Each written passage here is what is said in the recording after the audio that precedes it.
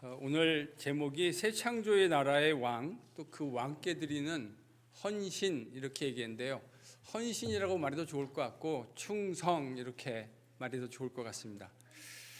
여러분, 세상에 많은 문제들이 엇박자가 날 때 발생하는 것 같아요.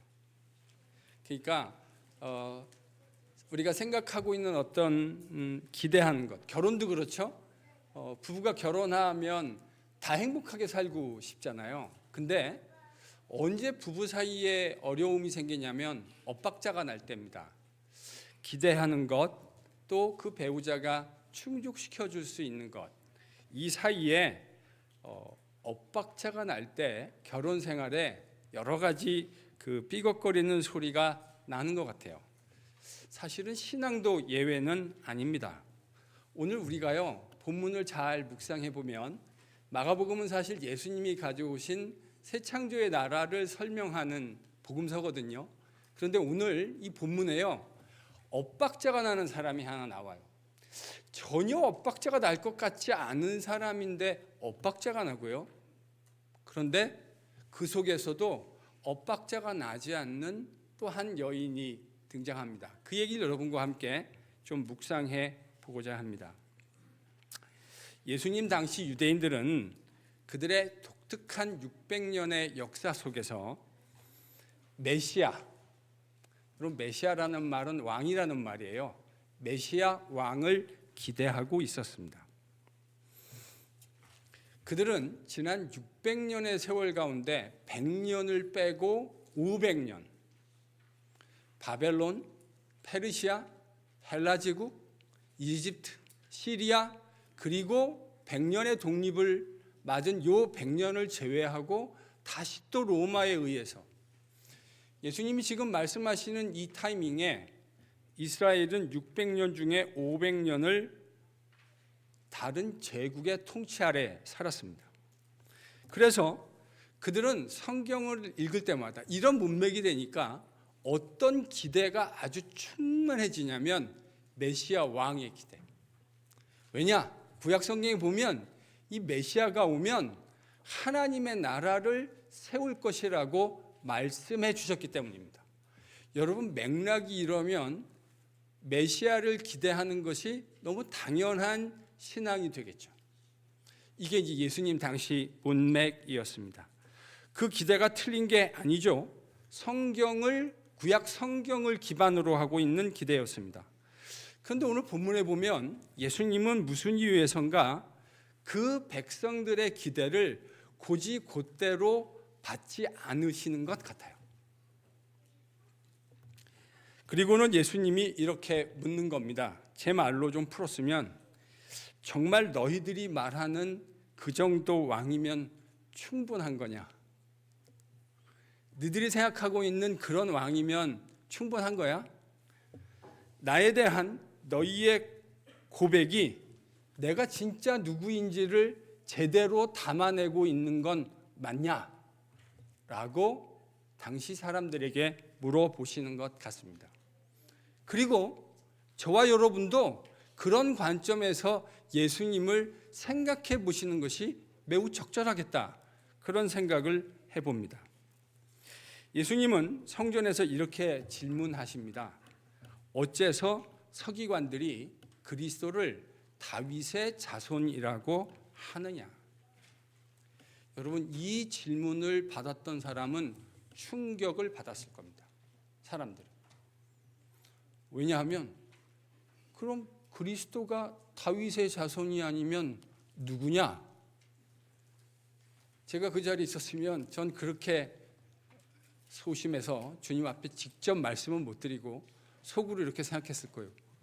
아니, 그리스도가 다윗의 자손이 아니면 도대체 누구야? 그리스도는 구약 성경을 근거로 다윗의 자손으로 오실 거라고 예견되었고 성경이 그렇게 말하고 있는 거죠. 그러니까 그 말씀을 믿는 사람이 그렇게 기대하는 건 너무나 당연한 상식적인 기대일 겁니다. 선지서들은 다윗의 집을 통해 하나님이 다시 하실 일들을 소개하고 있기 때문입니다. 이런 맥락에서 예수님이 예루살렘에 올라오실 때 사람들은 팜추리와 그들의 겉옷을 벗어서 예수님을 열광적으로 환영했습니다. 뭐라 그랬죠? 호산나 다윗의 자손이여. 전혀 틀린 고백이 아니에요. 제대로 알고 있는 거예요. 그런데 예수님은 그 고백에 만족하지 않으십니다. 여러분, 만족했다면 오늘 이런 얘기가 나올 이유가 없겠죠. 예수님은 만족하지 않으세요. 왜냐? 그 고백 자체에 무슨 심각한 결격 사유나 문제가 있어서가 아닙니다. 그 고백은 예수님에 대한 고백인데, 이게 문제가 되는 이유는 그 고백 안에 예수님이 갇혀버리기 때문입니다. 예수님이 어떻게 된다고요? 이 고백 안에 딱 갇혀버리기 때문이에요. 그 자체로 틀린 고백이 아니지만 당시 문맥 속에서, 그들이 살고 있었던 이 독특한 문맥 속에서 다윗의 자손 예수, 다윗의 자손이라고 하는 이 호칭은 예수님을 내가 필요로 하는 존재로 딱 한정해서 이야기하기 때문에 문제인 거예요. 여러분 그런 거 아세요? 저와 여러분도 예수님을 예수님 있는 그대로 성경이 보여주고 있는 예수님으로 이해하지 않고 우리가 생각하고 그리고 있는 메시아 예수로 이해할 때가 적지 않아요. 그렇게 되면 예수님 본연의 그분이 진정으로 새 창조의 왕이신데 그 왕의 의미는 사라지고 내가 원하는 그런 정도의 메시아로 전락합니다. 제가 이런 분들 많이 봤어요. 어떤 분들에게 예수님은 병 고치시는 분이에요. 어떤 분들에게 예수님은 자기의 소원을 성취해 주시는 분입니다. 근데 예수님이 자기의 소원을 성취해 주지 않으시면 어떤 일이 벌어지죠? 삐집니다. 교회에서 목사가 제일 힘든 게요, 삐짐이 병에 걸린 분들입니다. 이건 약도 없어요. 주님은 내가 원하는 것들을 이루어 주시는 램프의 요정이 아니고 진이의 마법사가 아니에요. 주님은 새 창조의 왕이십니다. 새 창조의 왕을 새 창조의 왕으로 수납하고 받아들이는 것, 여기서부터 제대로 된 신앙생활이 시작되어지는 거예요. 그래서 주님은 당시 유대인들이 자신을 매우 축소해서 가지고 있었던 그 메시아 이해 수정을 가하시려고 합니다. 그래서 주님은 그들이 틀렸다라는 것을 드러내기 위해서 시편 110편을 인용하십니다. 오늘 본문 36절 37절에 그 인용이 등장합니다. 같이 읽겠습니다. 36, 37절입니다. 시작.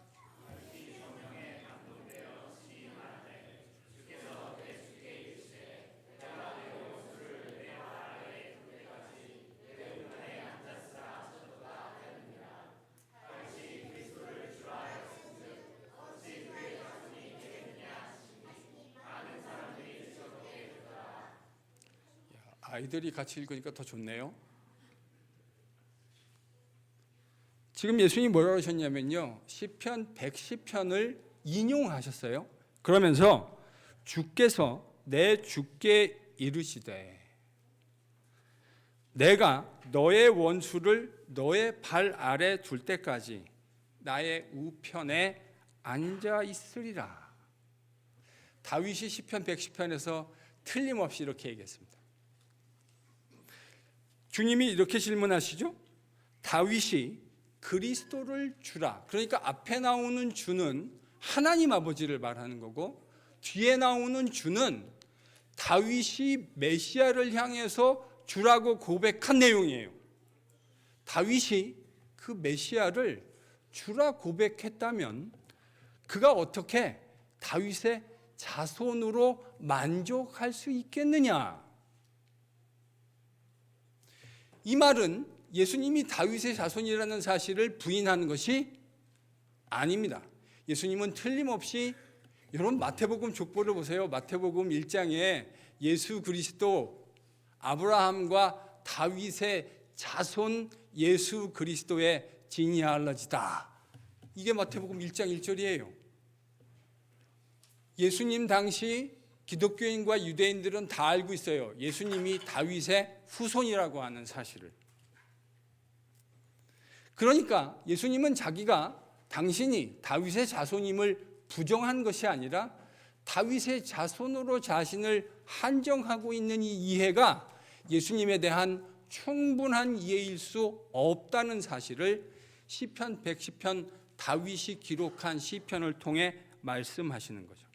여러분, 이건 당시 예수님 당시에 랍비들이 즐겨 사용했던 자기 모순을 통한 논증이라고 하는 랍비들의 아주 구체적인 논증 방식이었습니다. 다윗은 왕이었습니다. 그런데 다윗이 미래의 메시아를 바라보고 그를 내주라고 부릅니다. 이 말의 의미는 분명합니다. 메시아는 다윗보다 더 존재론적으로, 기능적으로 우월하신 분이라는 사실을 이야기합니다.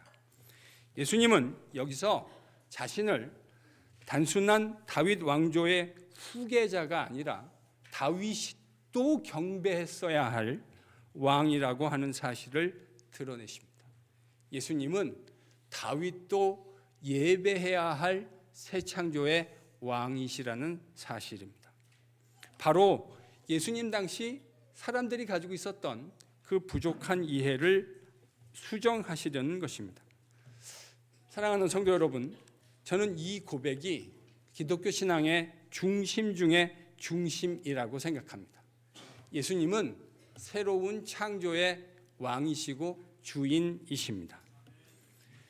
그런데요, 교회에서 제가 성도들과 이야기하다 보면 이렇게 말씀하시는 분들을 종종 만나게 됩니다. 예수님 덕분에 문제가 해결되었어요.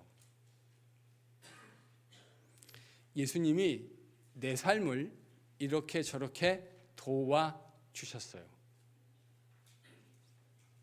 여러분, 이 발언에서 뭐가 문제가 될 수 있을까요? 어떤 문제점들을 발견할 수 있을까요? 예수님이 그분 덕분에 내가 문제가 이렇게 해결되어졌어요. 예수님이 제 삶의 이런 부분들을 도와주셨어요. 지금까지 제가 한 맥락에서 보면 뭐가 문제 될 수 있을까요? 예수님이 우리의 필요한 부분을 채워주시는 분 정도로 한정되어지는 겁니다. 그래서 이런 분들을 종종 봅니다. 주님이 자신이 원하는 것들을 열심히 기도했는데 하나님이 그걸 도와주지 않으셨기 때문에 이 일에 대해서 주님께 삐지는 사람들을 봅니다. 저는요, 이런 분들을 보면 주님에 대해서 심각하게 오해하고 있다고 생각합니다. 그럼 만약에 그런 일들이 일어난다면 여러분 한번 질문해 보세요. 누가 주인이고 누가 종인 거죠? 여러분이 만약에 하나님께 어떤 걸 막 기도했는데 하나님 내가 원하는 대로 응답해 주지 않으셨어요. 그래가지고 이것 때문에 삐져가지고 심하면 교회도 안 나오시는 분들도 있었습니다. 그럼 저는 이런 생각이 들어요. 저는 논리적인 사람이거든요. 가만히 있어봐. 저 사람이 지금 저렇게 하는 건 여러분 예수님이 주인이고 그 사람이 종입니까? 아니면 자기가 주인이고 예수님이 종입니까? 말할 것도 없이 후자죠. 예수님도 내가 원하는 것을 이루어 주셔야 하지, 그분이 내가 원하는 걸 이루어 주지 않는 순간 내가 주인이고 예수님은 내 원하는 바를 이루어 주는 종으로 전락하는 거예요. 여러분, 이거는 기독교가 말하려는 기독교 세계관하고 완전히 정면으로 배치되는 일입니다. 저는 패역한 일이라고 생각합니다. 이런 태도가요, 심각해요. 이런 태도를 가지시잖아요. 신앙이 성장하지 않습니다. 신앙은 언제 성장하는 거냐면 주님이 내가 원하는 대로 해주지 않으심에도 불구하고 그가 여전히 내 인생의 새 창조의 왕이심을 인정할 때, 그 사실을 믿음으로 인정하고 내 심정은, 내 이모션은 도저히 그것을 지금 동의할 수 없을 것 같은 상황일지라도 이 속에서도 당신이 저의 주인이십니다 라는 사실을 믿음으로 인정하고 걸어갈 때, 여러분 그 안에서 신앙의 성장이라는 것이 이루어지는 거예요. 예수님이 나를 위해 무엇을 도와주시는가가 아니라 나는 그 왕의 통치 아래 있으며 그 왕의 통치는 내가 어떤 순간을 지나간다 할지라도 변할 수 없다고 하는 사실을 믿음으로 인정하는 것, 그것이 여러분 기독교 신앙의 핵심 중에 핵심입니다.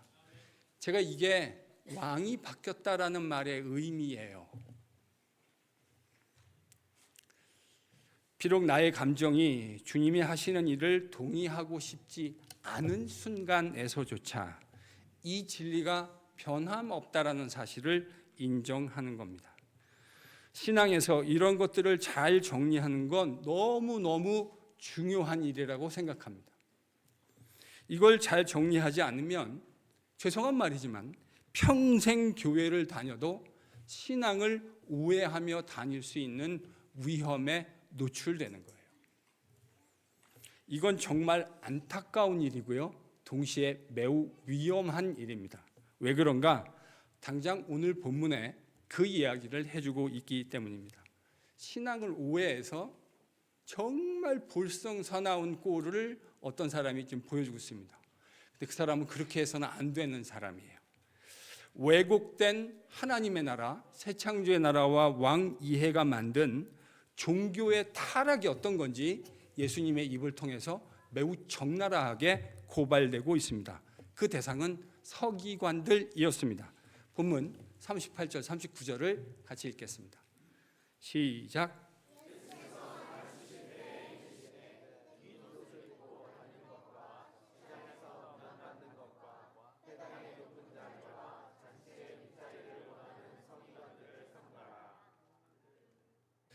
서기관들은 그 당시 종교 지도자들이었습니다.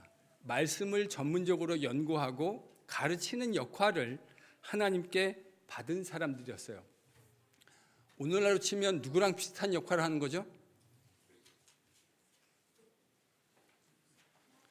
여기에 서 있는 이 사람, 저랑 비슷한 역할을 하는 사람들이었어요.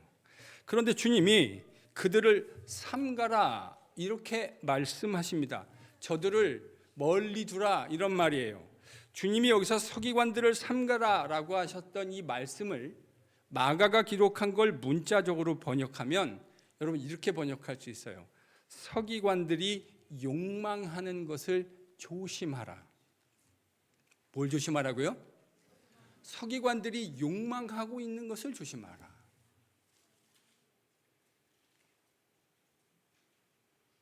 Just keep alert what they are longing for. 그들이 추구하고 염원하고 있는 그것을 정말로 조심하라. 이 말은 무슨 말일까요? 그들은 말씀을 가르치는 사람들이었는데 정작 그들은 하나님의 말씀 아래 있지 않았어요. 이게 말씀을 전하는 자의 패역함이에요. 성도들에게는 말씀을 가르치는데 지는 말씀대로 살지 않아요. 여러분 이건 패역함입니다. 아니 성도들에게 말씀대로 살라고 이야기하면 자기도 그 말씀 아래, 자기는 성도 아닙니까? 자기도 그 말씀을 전하는 자이기에 앞서서 하나님의 말씀 앞에 서 있어야 할 한 명의 성도인 거잖아요. 기능만 말씀을 가르치는 역할을 부여했다 뿐이지 그 기능을 자기가 수행하면서 동시에 자기도 그 말씀의 권위 아래 있어야 하는 것이죠. 그런데 그들은 말씀을 가르치기는 했지만 말씀 아래 있지는 않았습니다. 백성들을 잘 가르치라고 섬기라고 부름을 받기는 했지만 그들은 백성을 이용했습니다. 와, 주님이 어떤 무서운 말씀을 하시는 줄 아세요? 그들의 정체가 뭔지를 주님은 40절에서 이렇게 드러내십니다. 40절입니다. 같이 읽어볼까요? 본문 40절.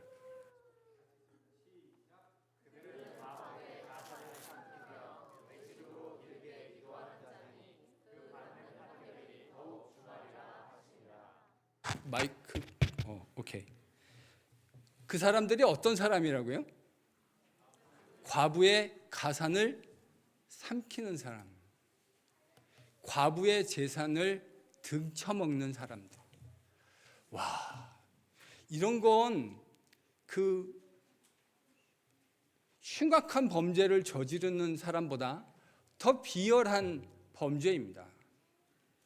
강도와 살인보다 어떤 의미에서 더 나빠, 죄질이 더 나쁘다고 말할 수도 있을 것 같아요. 물론 뭐 큰 차이 없지만, 과부라는 것은 그 당시에 사회적 보호막이 없는 약자를 일컫는 말입니다.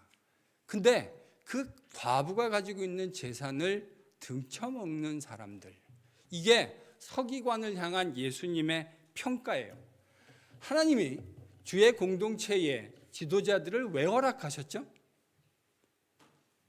지도자들이 지난주 박 목사님이 설교하신 대로 미시파토와 ጼ데카, 의와 공도를 행함으로, 여러분 의와 공도가 행해지잖아요. 그러면 눈물 날 일이 없어져요.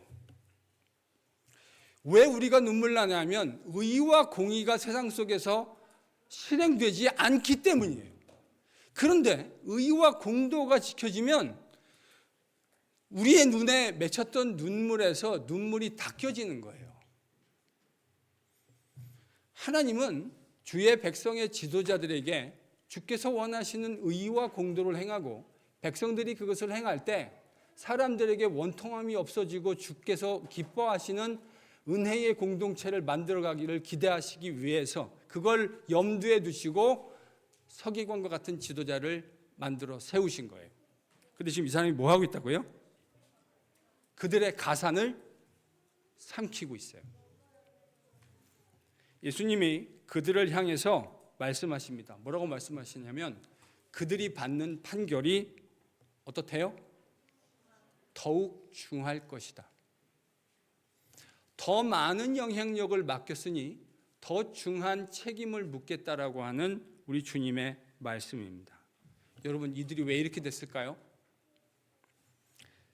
새 창조의 나라와 그의 왕이 가지고 오신 나라가 어떤 것인지를 근본적으로 오해했기 때문입니다. 이 대목에서 앞서 얘기했던 내용과 이 단락이 연결되는 거예요. 그들의 이런 문제는요, 우연히 만들어진 게 아니라 주님이 가져오신 나라와 그가 가져오신 왕권이 어떤 건지를 제대로 이해하지 못했기 때문에 발생한 문제예요. 제가 하나님 말씀을 묵상하고 주님 말씀 묵상하면서 한 40년 살은 것 같은데요. 묵상하다가 깨달았어요. 묵상을 오래 하다가 여러분, 본질을 깨닫지 못하면 사람들은 늘 변죽을 울립니다. 그러니까 변죽 울리는 사람들, 핵심이 뭔지를 모르고 엉뚱한 이런 사람들 있잖아요. 자다가 일어나서 누구 다리를 긁어야 되죠? 간지르면 자기 다리를 긁어야 되는데 일어나가지고 옆에 있는 아내 남편 다리 긁는 사람들이 있다고. 본질을 깨닫지 못하면 늘 변죽을 울려요. 핵심을 못 잡으면 엉뚱한 소리를 하고 있다고요. 그게 지금 서기관들의 모습인 것을 예수님이 말씀하십니다. 그리고 그 과부의 가산을 삼키는 자라는 서기관에 대한 비판을 주님이 신랄하게 하시고 난 후에 바로 이 뒷장면에서 누가 등장하죠? 과부가 등장합니다. 저들은 과부의 가산을 삼키는 사람이다. 과부의 재산을 등쳐먹는 파렴치한 인간들이다라고 말씀하신 후에 과부가 등장해요. 우연일까요? 우연 아닐까요? 우연 아닙니다. 이건 우연이 아니에요. 이 과부는 지도자인 서기관들에 의해서 가산을 빼앗기는 구체적인 예로 등장하고 있는 겁니다.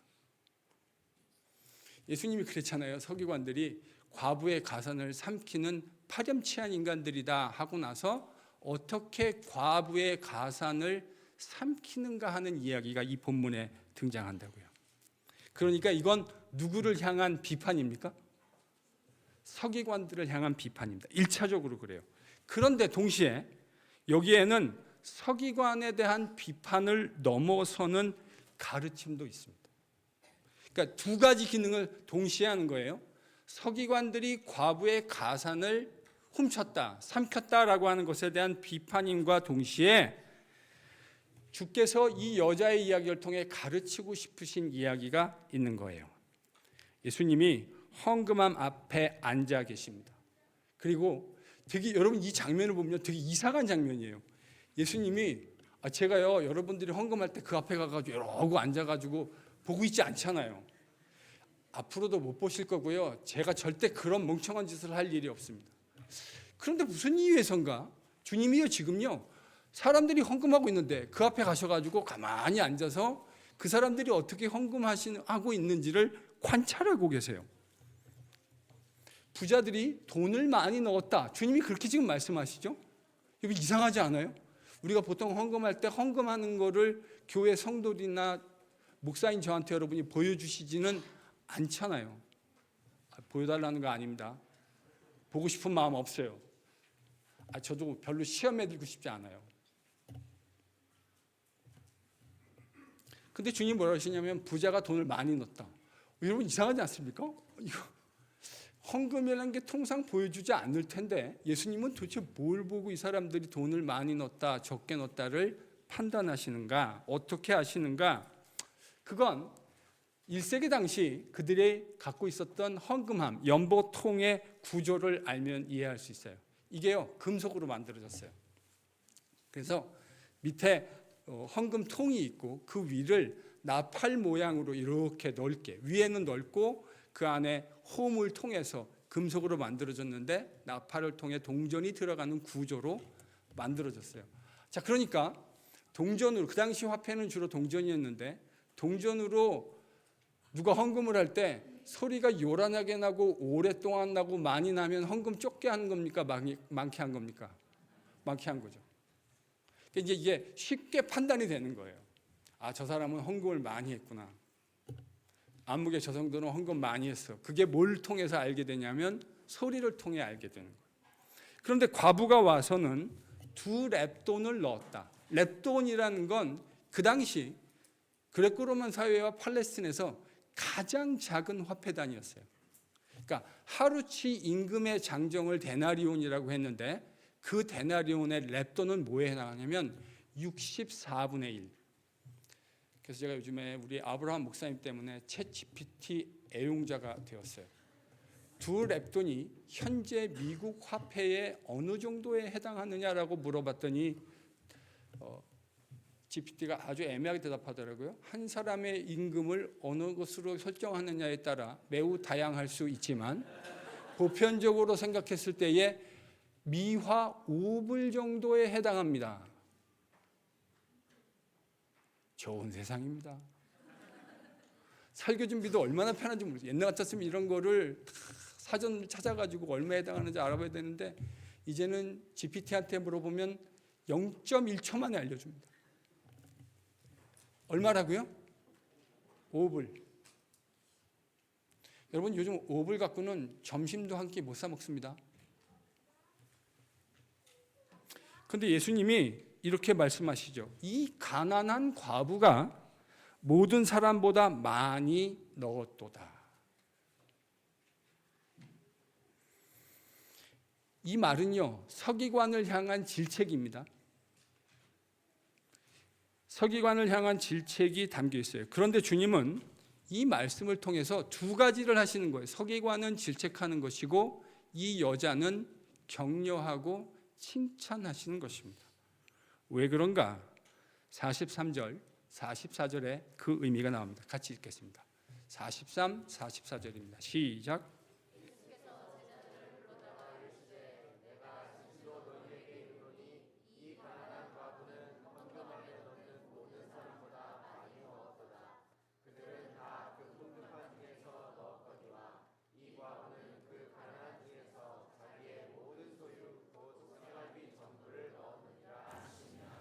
성도 여러분, 지금 예수님의 칭찬이 느껴지시죠?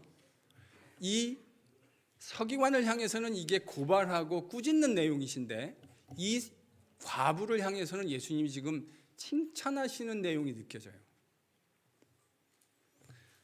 왜 예수님이 이 여자를 칭찬하실까요? 헌금을 많이 했기 때문에. 제가 지금 얼마 했다 그랬죠? 5불.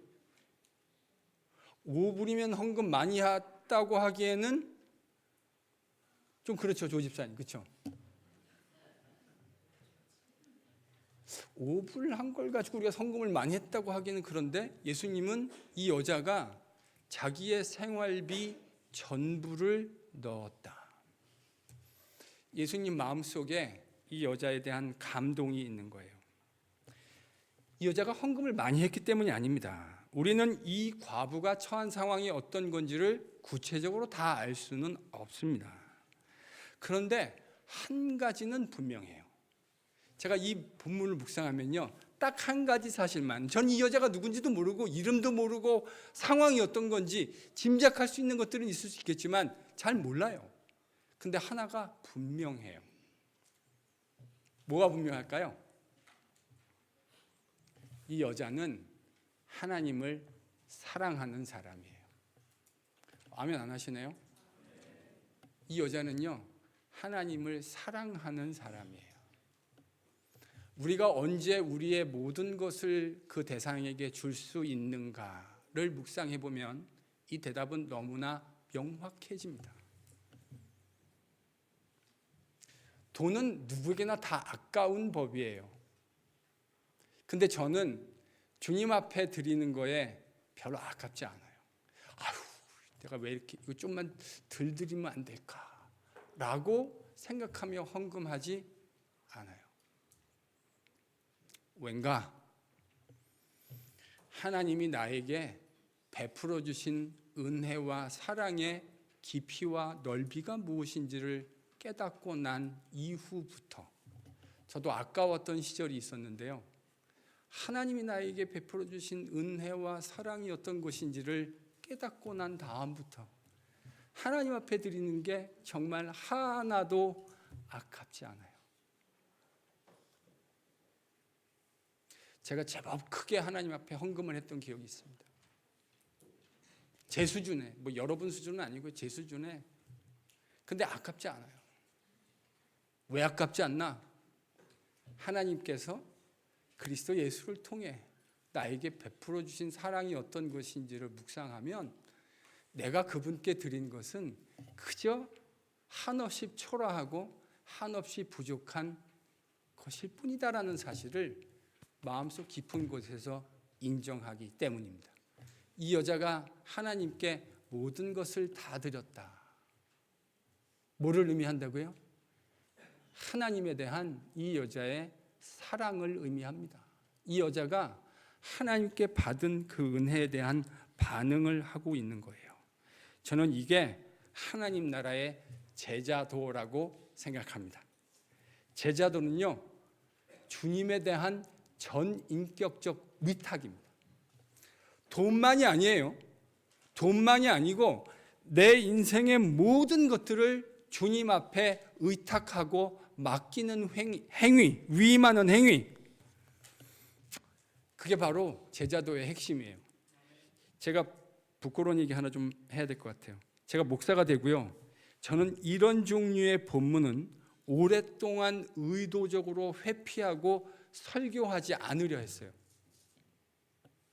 제가 어느 날, 제가 이제 목사 된 지 한 20 몇 년이 훌쩍 넘었는데 생각해 봤어요. 내가 헌금에 대한 설교를 몇 번이나 했을까?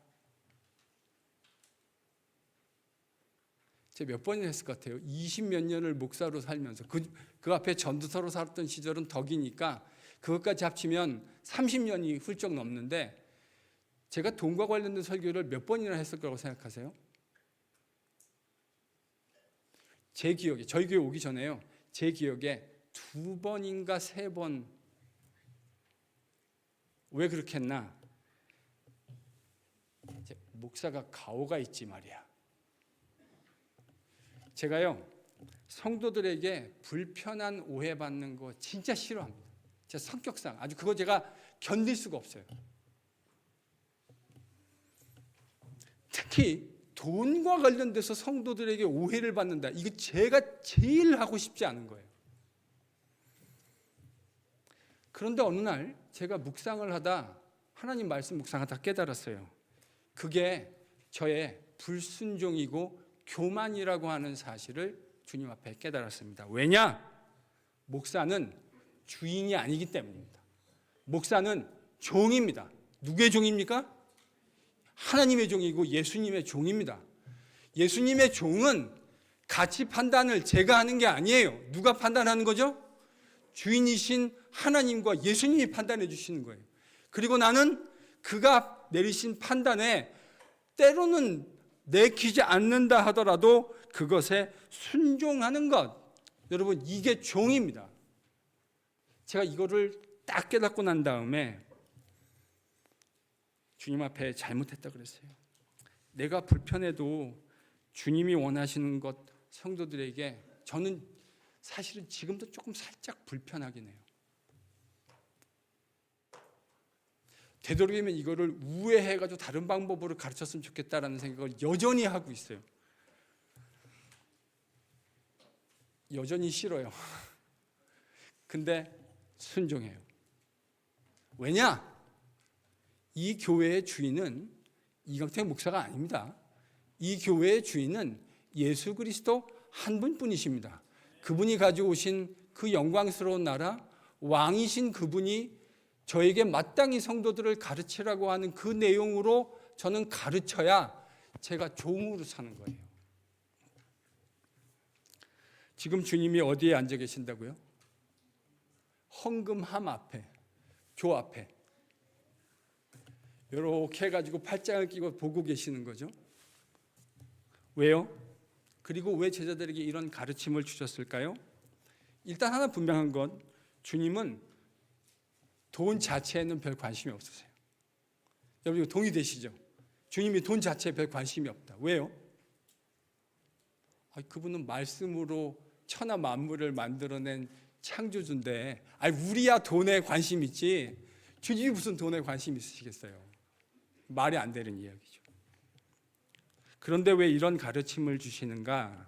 왜냐하면 따라합니다. 물질은 제자도와 직접적으로 연결되기 때문이다. 뭐가 제자도와 연결된다고요? 물질이 제자도와 연결되기 때문입니다. 주님이 제 말이 아니죠. 주님이 뭐라고 하셨냐면 너의 보물이 있는 곳에 너의 마음이 있다. 그러니까 우리가 진짜 제자도의 길을 걷는다면 제자도의 핵심이 뭡니까? 주님을 사랑하는 것이고 주님을 사랑해서 그분의 가치를 따라 사는 것이니 우리의 보물이 있는 곳에 우리의 마음이 있다라는 이 말은 우리의 물질과 물질 사용이 제자도와 직접적으로 연결되고 있다라는 주님의 변할 수 없는 진리의 말씀이군요. 제가 제자 훈련하면서 깨달았어요. 물질을 통제하지 못하는 사람은 신실한 제자가 되기는 어렵겠구나. 물질을 주님이 원하시는 대로 통제할 수 없는 사람은 주님의 신실한 제자가 되기는 좀 어렵겠다. 왜냐하면 물질은 단순한 돈이 아니기 때문입니다. 그것은 우리의 안전이고 우리의 세큐리티라는 말이죠. 때로는 우리 자체에 구현되어진 모습이기도 하고요. 우리의 통제 욕구이기도 합니다. 그래서 예수님은 지금 과부의 헌금을 보시면서 그것을 뭐라고 해석하신 거냐면 신앙 고백의 행위라고 보신 거예요.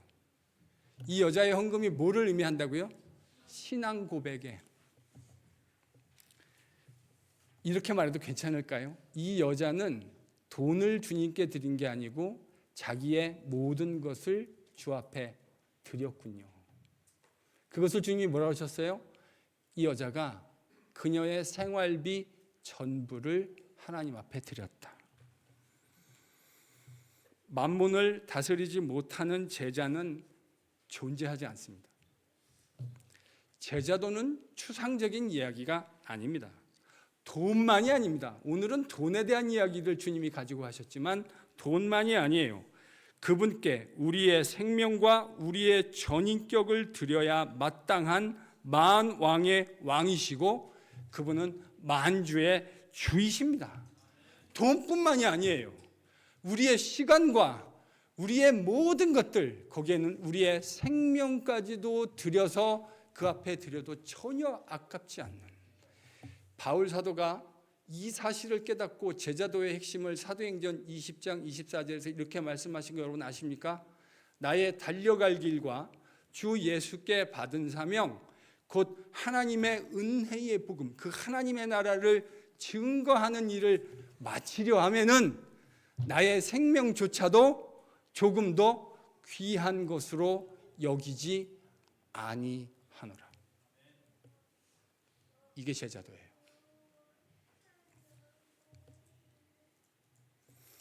그분께 우리의 생명과 우리의 전인격을 드려야 할 만왕의 왕이시고 만주의 주이십니다. 우리 인생 모두를 그 앞에 드려 그분의 나라를 꿈꾸고 그 나라를 위하여 살아가는 놀라운 삶의 변화들이 저와 여러분의 삶 속에서 지속적으로 일어날 수 있기를 축복합니다. 세상 사람들은 돈이라 그러면 벌벌벌벌 떱니다. 그런데 그 돈 앞에 의연할 뿐만 아니라 하나님 나라를 내가 추구하고 있다는 사실을 우리의 모든 전인격을 통해서 증명해내는 충성스러운 예수님의 제자들이 될 수 있기를 예수 그리스도의 이름으로 축복합니다. 여러분, 우리를 통해 하나님이 이 세인루이스 땅에서 일으키실 영적인 부흥을 한번 소망해 보십시다. 새 창조의 왕이 통치하시는 그 통치 앞에 완전히 매료되고 부복되어서 우리를 통해 하나님이 이루실 아름다운 역사들을 꿈꾸고 소망하며 기도하는 KPC의 모든 성도들 되실 수 있기를 예수 그리스도의 이름으로 축복합니다. 아멘.